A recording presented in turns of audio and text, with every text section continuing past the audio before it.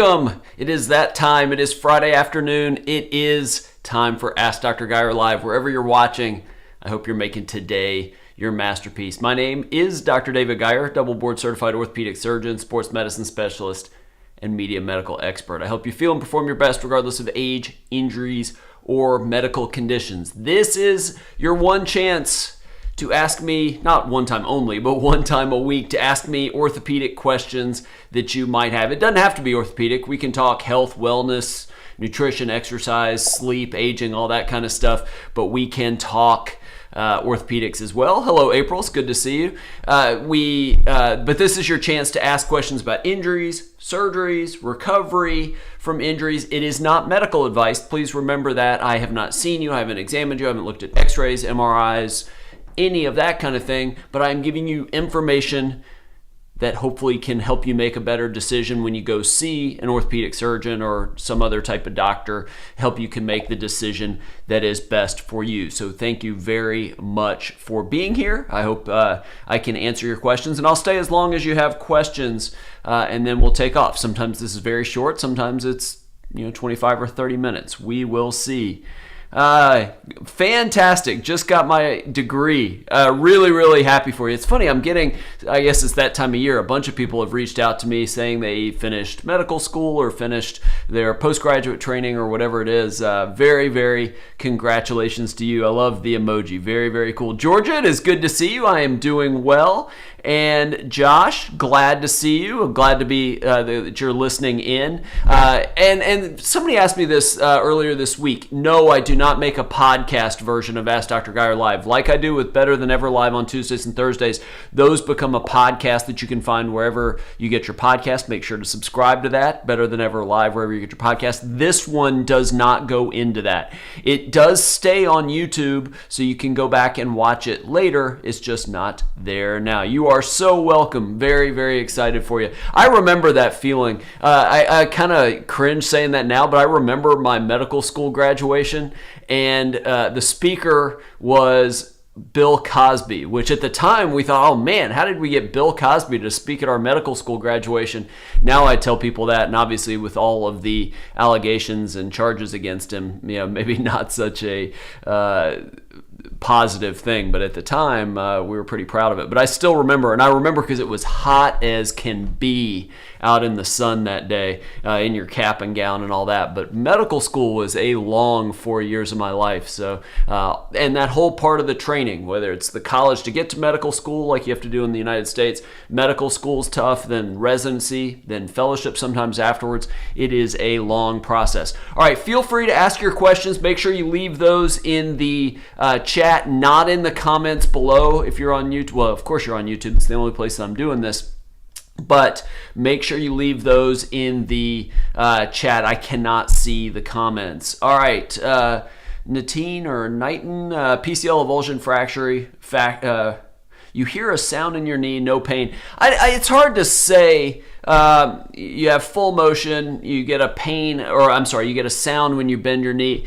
It's very similar to the question I get from a lot of people about, I get a popping sensation in my knee. It doesn't really hurt. It's just, I assume it's something bad. That's not always a bad sign. Sometimes after surgery, after injuries, your knee's just slightly swollen. Your kneecap tracks a little differently with range of motion, and that can cause a clicking sensation or, yes, a sound or something like that. Now, it can be a sign of maybe a roughened area of cartilage. It could be a little sign of small area of scar tissue, all sorts of things like that. But it doesn't necessarily mean something's bad. Orthopedic surgeons typically are not going to get terribly worked up about some crepitus or that grinding, popping sensation without a structural cause causing it. We're not going to get terribly worked up about a sound or anything like that, what we're going after. And sometimes even just pain, we don't get terribly worked up about if there's not a structural cause for it. Studies have shown that, and this is not what he asked, but Studies have shown a really, really poor success rate in operating on people going in arthroscopically to treat pain when there isn't a structural problem going on in the shoulder, labral tear, rotator cuff tear, biceps tendon tear, something like that, in the knee, meniscus tear, ACL, something like that. If you go in just looking for pain when an MRI doesn't show any structural pathology, the chance of relieving that pain with that diagnostic arthroscopy is really, really low. All right, what other questions do you have? I did say yesterday on my show I was going to talk about something just real quickly, and nobody here has mentioned it today, but I feel like I got a few minutes. I'll stick around a little bit longer unless nobody has questions. But one of my good friends the other day told me she was taking peptides. I get a lot of comments and questions, people asking me about peptides because I've done a few videos on them. I've done a few live shows on different peptides, BPC 157, thymosin beta 4. I've talked about just a number of peptides in general. There's hundreds of peptides. These are short chains of amino acids made naturally in our body, but labs have figured out the way to synthesize them. Anyway, she told me she had been taking peptides and had been getting them online from a company. She wasn't getting them from a doctor. Few things that I kind of find out digging into this. One of the peptides she was on a whopping dose, way more than doctors typically give of that peptide. And she was on a second peptide that basically duplicated that. So she was getting 4, 5, 6 times the dose that most doctors give to people of that particular peptide. It was for increasing lean muscle mass and decreasing body fat, which was why she was on it.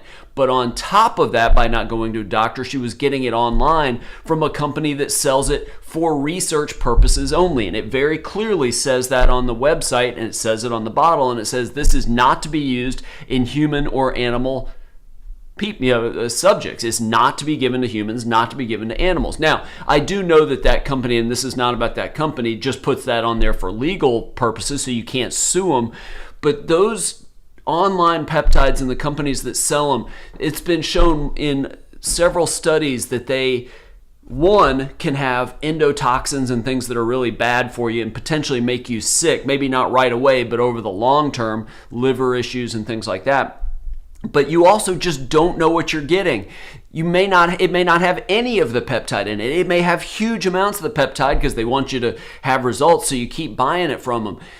If you want to do peptides, go see a doctor that does that, is certified in it or very knowledgeable in it, and gets those peptides from a regulated pharmacy that's inspected by the FDA on a regular basis. These online companies are not inspected by the FDA, so you have no idea how sterile it is. That's why the contaminants and the endotoxins and things like that.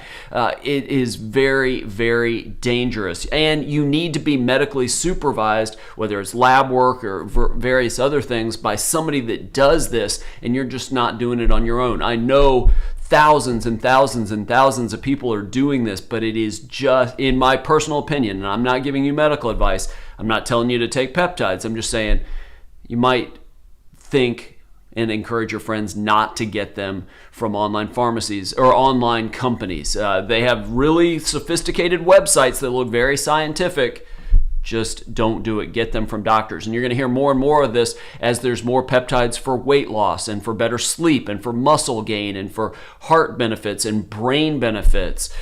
You're going to hear more and more people getting them, but they'll be getting them online, which certainly worries me. All right, see, I got off here. Josh. Been doing some structured training a few years now, dealing with tendonitis in my tricep insertion. That, for those of you watching, that is kind of right there. Triceps insertion in the elbow. Chances of eliminating that long term. So a couple things. One, I don't know that there's necessarily precautions in the risk of, is a particular movement going to increase the chance that tendon just ruptures and pulls off that's called your olecranon, the bony tip of your elbow, so then your tricep retracts up in your arm. That's probably not super likely. But the problem is if there are certain exercises that bother it, and it's going to be chest, shoulder, and tricep exercises in the gym. Yes, obviously tricep extension, that you would think causes trouble, but even more than that, bench press and any kind of chest motion, shoulder exercises still use that tricep. And I wouldn't say you're doing harm, but potentially you aggravate it and just make it take that much longer to get better. So typically you address it, things like Physical therapy, sometimes anti-inflammatories. I don't think that's a great idea long term. Physical therapy, anti-inflammatories. Sometimes peptides can be really helpful to get that to heal. I would strongly discourage cortisone shots. There is good evidence, good scientific evidence that cortisone shots weaken tendons and make them more likely to rupture. So I would definitely avoid that. But those are the kind of things you might think about. All right, we did that one. Georgia. IgG4 autoimmune is going crazy lately. Can that delay my ACL recovery? I can't walk.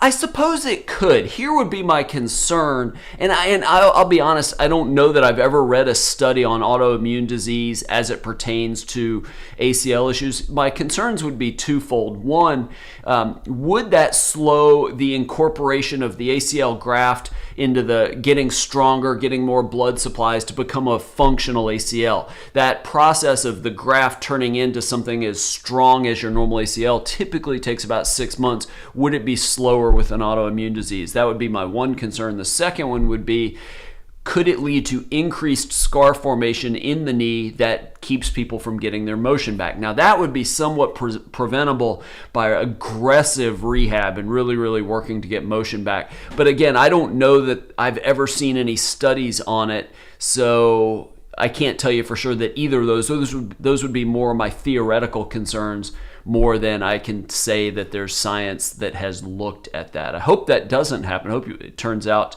very well now. And Georgia, I thank you for that.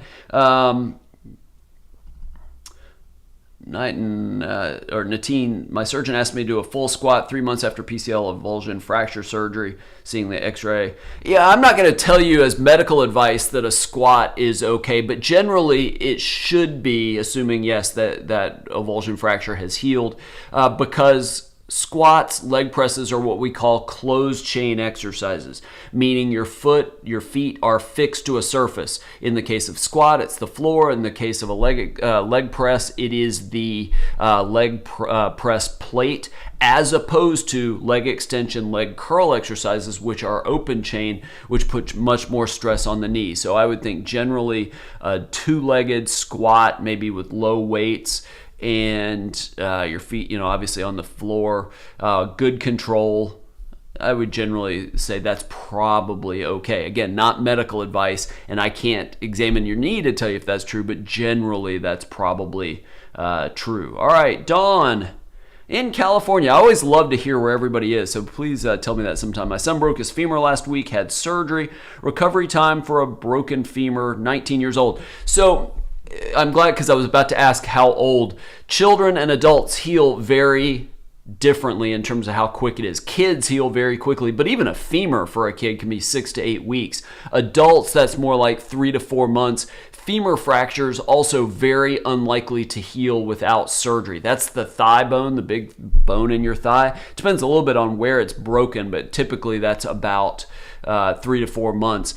If it's possible, depending on the location and the nature of the fracture, a rod down the center of the bone is really effective, because one, you typically don't have to have that taken out later, but more importantly, two, you can bear weight on it while that rod is down the center of the bone, which a lot of times you can't do with a plate and screws. But again, which construct you use to fix it is dependent a little bit on the nature of the fracture and where the fracture is. Jazz Meat, why is this not popping up?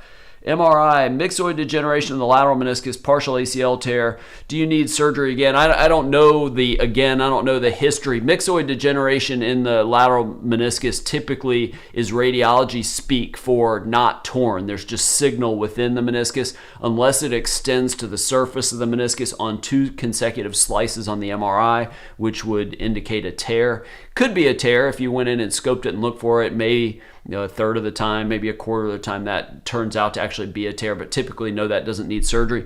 Partial ACL tear is a much bigger discussion, so that's a better question for the surgeon that looks at the MRI. It really depends on whether the part of the ACL that's still intact is actually doing anything. And so you're looking for bone bruise evidence that the knee's unstable. If that is there, then typically that partial ACL tear is essentially a complete tear. It's functionally unstable, and the part of the ACL that remains is not doing what it should. But you'd have to, I can't tell you, you'd have to look at the MRI and examine your knee, but your surgeon should be able to do that. Vedant, send your question. I'm going to be here for a couple more minutes. While he's doing that, since I don't see any others, I will say, if you do want to come see me as a patient, again, I'm double board certified in orthopedic surgery and orthopedic sports medicine, hopefully soon to be triple board certified in anti-aging and regenerative medicine as well. I take the first step of that process tomorrow, my written exam. So,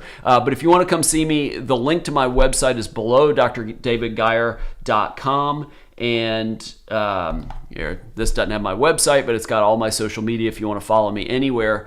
But drdavidgeier.com, go to the Work With Me tab in the upper right. It drops down to a contact page. Fill that out. It gets to me and my assistant. We can figure out how to get you to Charleston where I could see you and potentially give you medical advice. We could talk about all kinds of treatments, not just surgery, cortisone, physical therapy, kind of the traditional things now that are pretty much the only options given by a lot of orthopedic surgeons. Also, make sure you subscribe to my YouTube channel. Click the button to be notified when I'm on live. Click the bell, that way you know when I start a live stream or release a new video.